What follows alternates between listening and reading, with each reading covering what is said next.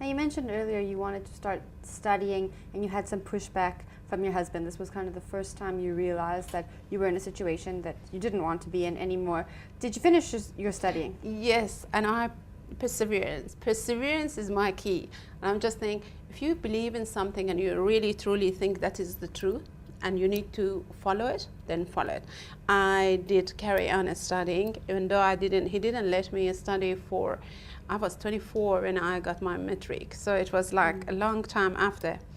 9 years after my marriage, absolutely, I got there. But I studied, and I studied language, English language. I was studying at night. I was studying part-time. I had to look after, and that was a condition. I had to look after my children. The household needed to be perfect, and then I was allowed to study.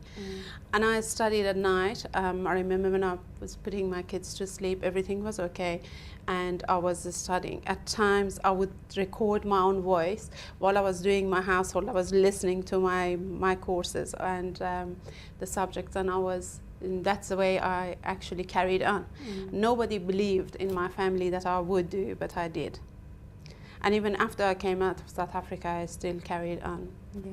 And I think I will be a student for a lifetime, that's in me. Good for you. Now, you're here in South Africa. Is any of your family here with you? Yes. When I arrived, I came alone. Obviously, it was very difficult for me to bring them. It was against the law. I couldn't bring my children. After 5 years, I could bring my daughter, which was the last child of mine that I could bring her. After, I think it was 13 years, I brought the second one, and after 15 years, I brought the third one. So I brought all of them here, and now we live together. Now, tell me about the divorce. Was it a simple divorce? Was it easy to get out of this marriage? It's not easy to get divorced in Iran, and I suppose in any other Islamic countries. It wasn't easy, no.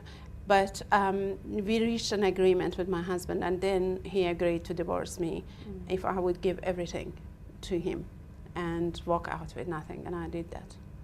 And the children? And the children I took with me. But after I left the country, the law gave it to him back again. So if I was, when I left the country, I was not allowed to bring them because obviously he was a parent, and he, as a man, he had the right to choose, and I couldn't bring them out. And immediately after I left the country, I lost the custody back to him.